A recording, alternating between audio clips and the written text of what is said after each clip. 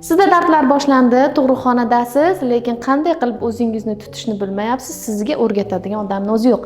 Nima qilamiz? Dardingiz kelgan vaqtida kravatingizni biron joyini qattiq ushlab olasiz.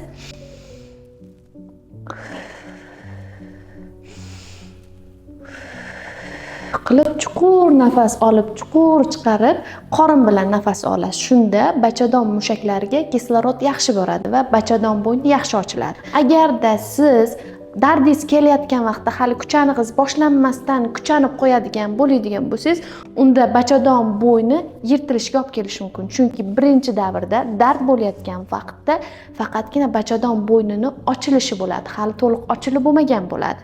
Shuning uchun birinchi davrda albatta to'g'ri nafas olib kuchanmasligingiz shart.